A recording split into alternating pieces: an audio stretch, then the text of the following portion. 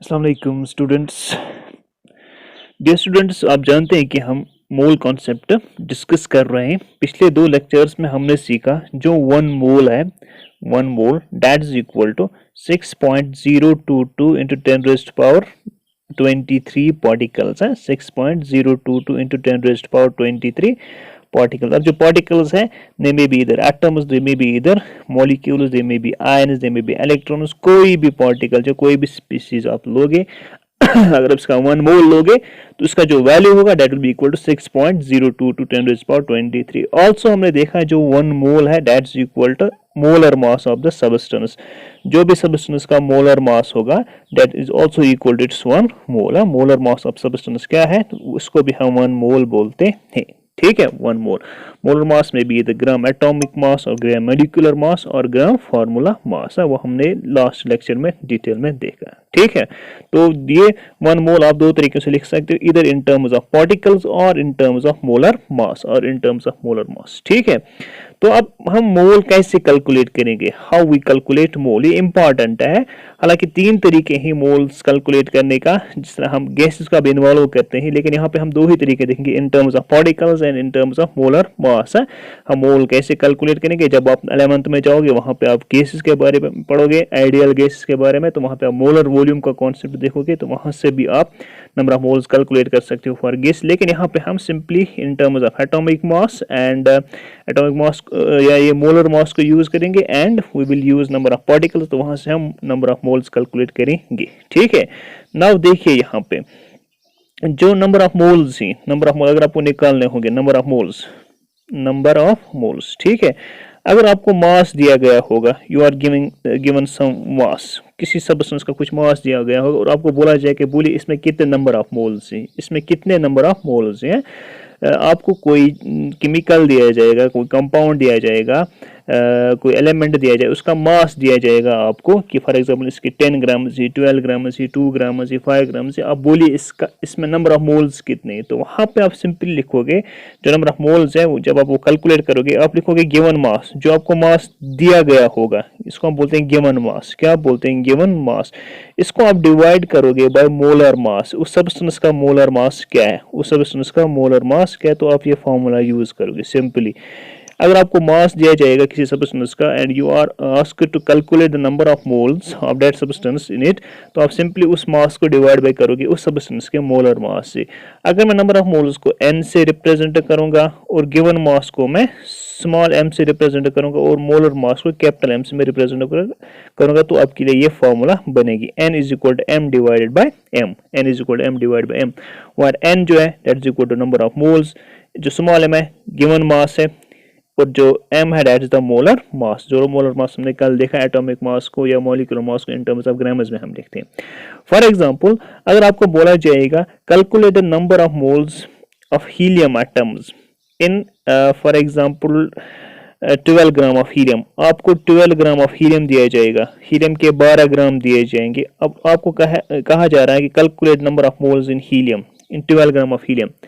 12 gram of helium में इसके number of moles कितने, तो आप कैसे कैलकुलेट करोगे, you will calculate n is equal to given mass कितना है आपको, गिवन मास 12 ग्राम से, गिवन मास 12 ग्राम से, तो आप इसको डिवाइड बाय करोगे this molar mass of helium. Molar mass of helium कितना है, एटॉमिक मास ऑफ हीलियम 4 है ना, एंड मोलर मास भी इसका 4 ग्राम बनेगा। Atomic mass of helium 4 units है, मोलर मास इसका दिस 4 ग्राम्स बनेगा। तो कितने नंबर ऑफ मोल्स हैं, 4 1 इज 4 3 इज, तो इसमें 3 मोल्स हैं, इसमें 3 मोल्स हैं। तो ये फर्स्ट फार्मूला है। अगर आपको किसी सबस्टेंस का मास दिया गया होगा, यहाँ पे आपको 12 ग्राम ऑफ हीलियम दिए गए हैं और आपको बोला जा रहा है कि 12 ग्राम ऑफ हीलियम कितने नंबर ऑफ मोल्स कॉन्स्टिट्यूट करते हैं, सिंपली आपको गिवन मास जो है दिया गया है, मोलर मास आपको पता होना चाहिए, आप गिवन मास को डिवाइड करोगे बाय मोलर मास से, you will get the number of moles, you will get the number of moles. ठीक है, नाउ अगर हम कैलकुलेट करेंगे यहाँ पे मोलर मास ऑफ,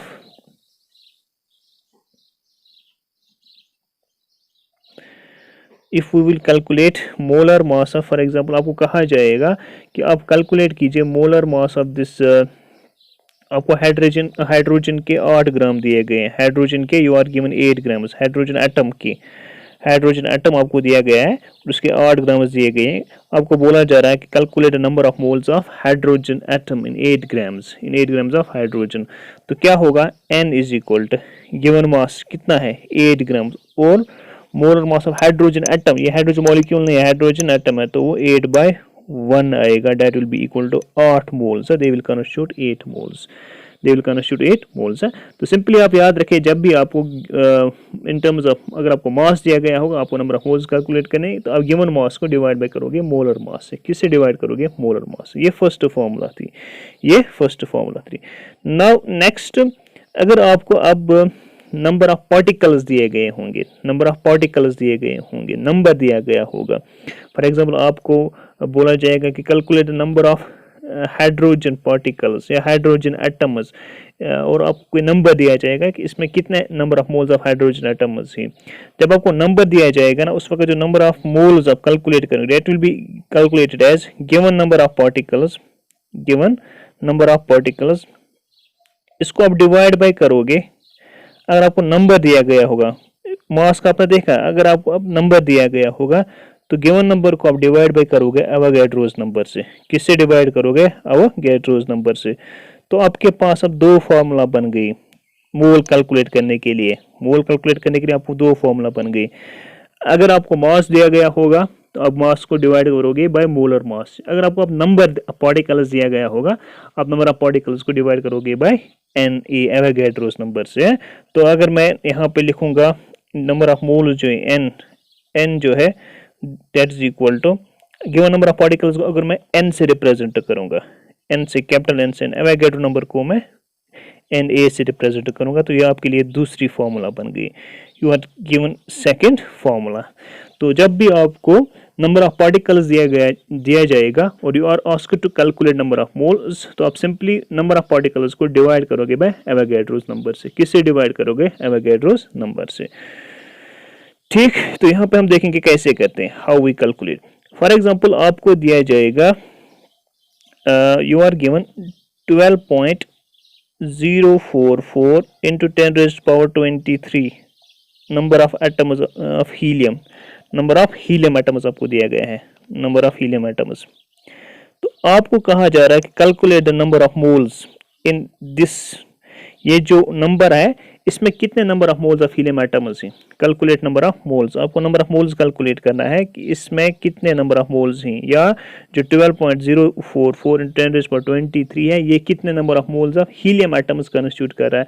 तो आप क्या काम करोगे, simply n is equal to given number क्या है 12.044 × 10⁻23, इसको आप डिवाइड करोगे बाय एवोगैड्रोस नंबर से। एवोगैड्रोस नंबर क्या है 6.022 × 10⁻23, 10⁻23। ठीक है, तो व्हाट यू विल डू, यहाँ पे ये कैंसिल हो जाएगा, 6 1 6 2 जार, तो यहाँ पे ये 2 निकलेगा। नंबर ऑफ मोल्स इसमें 2 है, नंबर ऑफ मोल्स इसमें 2 है।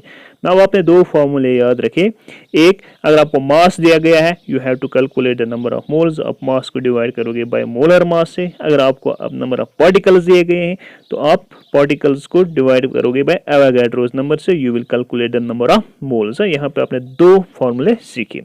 Now if you are given a question, एक और तरीका है, इन दो फार्मूला को हम रिलेट भी कर सकते हैं, इन दो फार्मूलाज को हम रिलेट भी कर सकते हैं। मैं यहाँ पे लिखूंगा नंबर ऑफ मोल्स, हमने देखे फर्स्ट केस में number of moles is equal to given mass m है ना, divide by molar mass m से, small m divide by m, given mass को आप मोलर मास से डिवाइड करोगे। ऑल्सो नंबर ऑफ मोल्स क्या है, given number of particles, capital N से मैंने इसको रिप्रेजेंट किया, divide by Avogadro's number of particles Na। दोनों ये जो फॉर्मूला है, ये हमें नंबर ऑफ मोल्स कैलकुलेट करते हैं।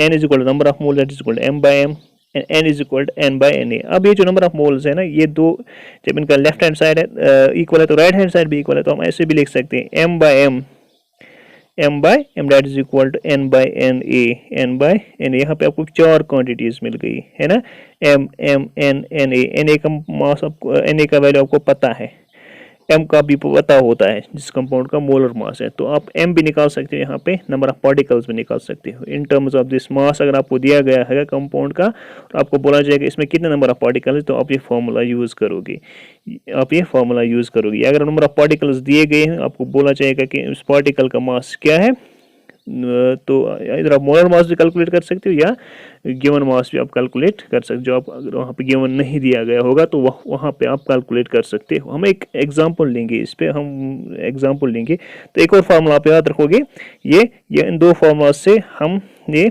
कंपेयर करके निकालिया। m by m जो है given mass by molar mass, that is equal to given number by Avogadro's number. Now we will हम यहाँ पे और न्यूमेरिकल्स करेंगे तो ये क्लियर हो जाएगा। We will take some examples. For example, आपको बोला जाएगा calculate the number of moles in 36 gram of water molecules. Calculate the number of moles of water in 36 gram of water. आपको 36 ग्राम ऑफ वाटर दिया जाएगा और आपको बोला जा रहा है कि इसमें कितने नंबर ऑफ मोल्स हैं, तो how you will you calculate इसमें कितने नंबर ऑफ मोल्स किसके बराबर है, given mass by molar mass. ठीक है, तो मास क्या है 36 ग्राम गिवन है। मोलर मास ऑफ वाटर कितना है, वाटर का मोलर मास कितना है, यू नो डेटा H2O का मोलर मास कितना है, हाइड्रोजन का 2 है, ऑक्सीजन का 16 है, तो वो कितना बन गया 18। इसका मॉलिक्यूलर मास है तो इसको हम ग्राम्स में लिखेंगे, दैट विल बी 18 ग्राम्स। तो नंबर ऑफ मोल्स कितने निकलेंगे, 2 निकलेंगे। समझ आया? आपको 36 ग्राम्स ऑफ वाटर दिए गए थे, आपको बोलना था कि इसमें कितने नंबर ऑफ मोल्स, ये कितने नंबर ऑफ मोल्स कॉन्स्टिट्यूट करता है। तो आप सिंपली आप number of moles is equal to m by m से निकाला, गिवन मास में मोलर मास, तो आपको वहां पे 2 निकला। अब एक और तरीके से आपको कहा जा सकता है, अगर आपको बोला जाएगा कि you are given for example 2 moles of water और आपको बोला जाएगा कि इसका मास कितना है, अब आपको मोल्स यहाँ से ही दिए गए हैं 2 मोल्स, और आपको बोला जाएगा कि इस वाटर का मास कितना है, जो 2 मोल्स ऑफ वाटर है इसका मास कितना है। तो आप सिंपली यहाँ पे इस वक्त n दिया गया है आपको, 2 मोलर मास को पता है वाटर का, आप इन 2 को मल्टीप्लाई करोगे, वहां पे आपको मोलर मास ऑफ वाटर निकलेगा। यानी कि इस फॉर्मूला को हम इंटरचेंज कर सकते हैं, इसको हम रीअरेंज कर सकते हैं। तो यहाँ पे अगर आपको मास कैलकुलेट करना है, mass is equal to n into m। मैंने इसको रीअरेंज किया, इन 2 को मल्टीप्लाई किया और यहाँ से मुझे m निकला molar. This is the mass weight, अगर कितने मोल्स का वेट कितना होगा। ठीक है, कितना होगा। नाउ यहाँ पे हम एग्जांपल्स और करेंगे। फॉर एग्जांपल आपको क्वेश्चन दिया गया है कि 1 मोल ऑफ नाइट्रोजन गैस जो है, 1 मोल ऑफ नाइट्रोजन गैस, अगर आपको दिया गया नाइट्रोजन गैस की मैं बात कर रहा हूँ, जब वो गैस की मैं बात करूँगा तो वो N2 होता है। 1 मोल ऑफ नाइट्रोजन गैस का मास कितना है, calculate the mass of 1 mole of nitrogen gas. आपको 1 मोल ऑफ नाइट्रोजन गैस दिया गया है और आपको बोला जा रहा है कि इसका मास कितना है, कैलकुलेट द मास। तो फार्मूला क्या है, फार्मूला यही है जो मास वाली formula, number of moles is equal to given mass by molar mass. लेकिन इस वक्त क्या दिया गया है, हमें मोल्स वहां से ही दिए गए हैं और हमें m निकालना है, ये स्मॉल m, ये हमें निकालना है। मोलर मास ऑफ नाइट्रोजन आपको पता होना चाहिए, नाइट्रोजन का मोलर मास जो है दैट इज इक्वल टू, एक नाइट्रोजन एटम का मास कितना है 14, 2 का मास है 28 ग्राम्स, क्योंकि मोलर मास हम निकालेंगे तो ये 28 ग्राम्स है। दिस इज N2, 28 ग्राम्स है। तो आप कैसे निकालोगे, हमें m निकालना है, तो m जो है that will be equal to n into m, number of moles into molar mass. तो mass of 1 mole of nitrogen gas किसके बराबर आएगा, नंबर ऑफ मोल्स कितने 1 मोल है एंड मोलर मास कितना है 28 है, तो that will be equal to 28 grams इसका मास होगा, 28 ग्राम्स इसका मास होगा। ठीक है, यहाँ पे हमें 1 मोल ऑफ नाइट्रोजन गैस दिया गया था और बोला गया था कि इसका मास कितना है, 1 मोल ऑफ नाइट्रोजन गैस का मास कितना है। तो हमने वही फार्मूला जो हमारे पास है जिसे हम नंबर ऑफ मोल्स कैलकुलेट करते हैं, उसी का हमने यूज किया, बिकॉज n जो नंबर ऑफ मोल्स वहां पर ही दिए गए थे 1, मोलर मास में पता है नाइट्रोजन का वो 28 है नाइट्रोजन गैस का, तो यहाँ पे हम मास ऑफ नाइट्रोजन गैस कैलकुलेट कर सकते हैं, मास ऑफ नाइट्रोजन गैस। ठीक है, यानी कि 1 मोल ऑफ नाइट्रोजन गैस का जो मास है दैट इज इक्वल 28 ग्राम्स। ठीक है, 28 ग्राम्स। नाउ इसको कंटिन्यू करते हुए, अगर आपको 0.5 मोल्स ऑफ नाइट्रोजन एटम दिया गया है, 0.5 मोल्स ऑफ नाइट्रोजन एटम, और आपको बोला जा रहा है कि इसका मास कितना है, calculate calculate the mass of 0.5 moles of nitrogen atom. बस लास्ट केस में हमको दिया गया था मॉलिक्यूल, नाइट्रोजन मॉलिक्यूल, यहाँ पे हमें नाइट्रोजन एटम दिया गया। तो नाइट्रोजन एटम का मास कितना होता है? नाइट्रोजन एटम का मास होता है 14 ग्राम्स, 14 ग्राम्स, ठीक है। Molar mass of nitrogen atom जो दैट इज 14 ग्राम्स। नाउ अब कीजिए यहाँ पे number of moles calculate, n is equal to m by M, m by M, m हमें कैलकुलेट करना है स्मॉल m, तो स्मॉल m किसके बराबर? That is equal to number of moles into molar mass, इन दो को मल्टीप्लाई कीजिए। तो नंबर ऑफ मोल्स कितने हैं इस वक्त? 0.5, और मोलर मास कितना है? 14, और वो 14 है, तो 5 4 से 20, 5 1 से 5 6 7, तो आएगा 7 ग्राम्स। कितना आएगा वो? 7 ग्राम्स, ठीक है।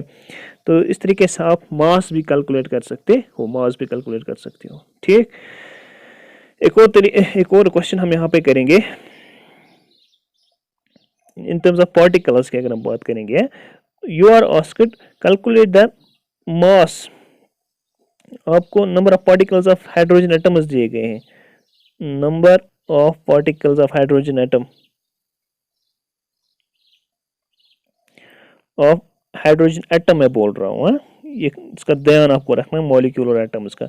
Number of particles of hydrogen atom आपको दिए गए हैं, they are equal to 3.011 into 10⁻23 atoms of hydrogen. इतने एटम्स ऑफ हाइड्रोजन आपको दिए गए, और आपको बोला जा रहा है कि इन हाइड्रोजन एटम्स का मास कितना है, mass of these hydrogen atoms, mass, आपको मास कैलकुलेट करना है,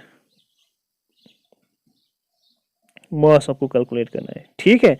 इस वक्त नंबर दिया गया है, हमें मास कैलकुलेट करना है, तो हमारे पास फार्मूला है, फार्मूला कौन सी है? m बाई एम है ना, मैं कलर चेंज करूंगा। हमारे पास फार्मूला है given mass by molar mass is equal to given number by Avogadro's number, given number by Avogadro's number.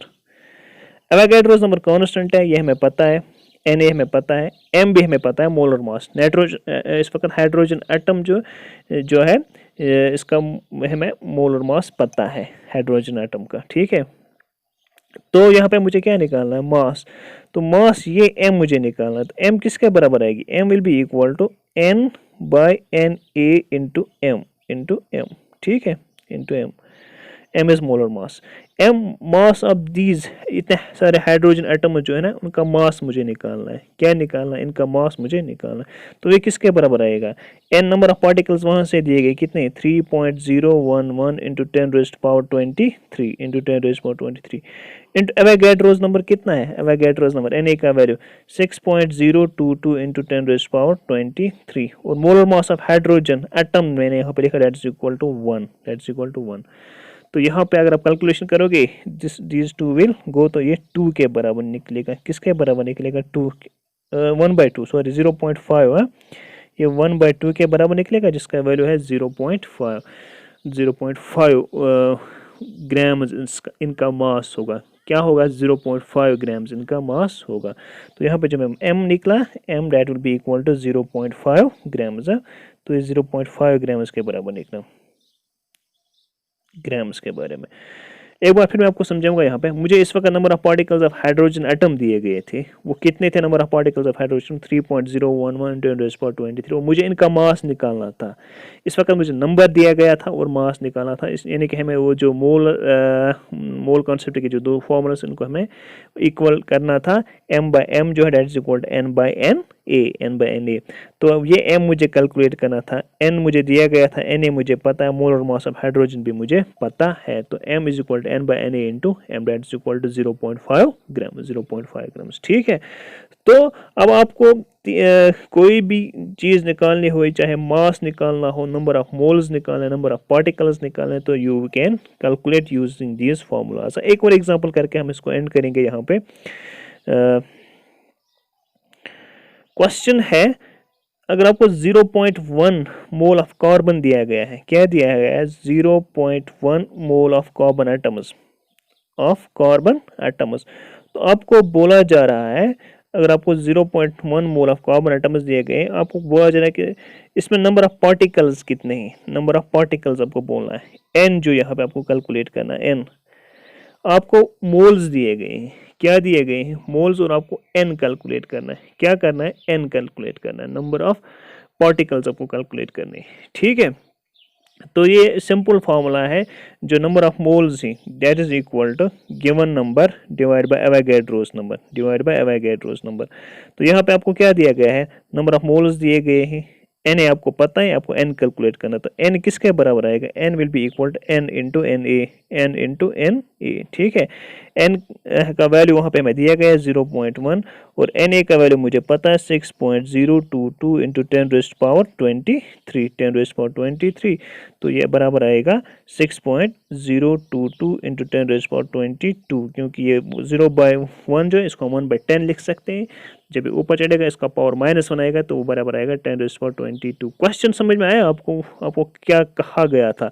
Information आपको दी गई थी कि 0.1 मोल ऑफ कार्बन एटम्स ही, ये आपको इन्फॉर्मेशन दी गई थी 0.1 मोल ऑफ कार्बन एटम्स। तो आपको बोला था कि इसमें कितने नंबर ऑफ कार्बन एटम्स होंगे, नंबर ऑफ कार्बन एटम्स होंगे, एन कितने होंगे, नंबर ऑफ कार्बन एटम्स। मोल दिया गया था, आपको नंबर ऑफ कार्बन एटम्स निकालने थे। तो फॉर्मूला सिंपल थी, n is equal to N by N A. तो n जो है that is equal to N into N A. N A यहाँ पे मैंने इसको रीअरेंज किया इस फॉर्मूला को, ठीक है, इन दो को मल्टीप्लाई किया तो वहाँ मुझे नंबर ऑफ एटम्स निकलेंगे, नंबर ऑफ कार्बन एटम्स है that is equal number of moles into Avogadro's number. तो वहाँ पे हमें ये आंसर निकला। तो आपको सिर्फ ये दो फार्मूलाज याद रखने हैं, फिर इसको कंपेयर भी करना होगा, तो आप कोई भी क्वांटिटी यहाँ पे निकाल सकते हो, ठीक है। तो इंशाल्लाह आप ये न्यूमेरिकल्स खुद से भी और करोगे, और अगर कहीं पे प्रॉब्लम हो जाएगी तो आप मुझे बोलोगे, ठीक है। And thank you.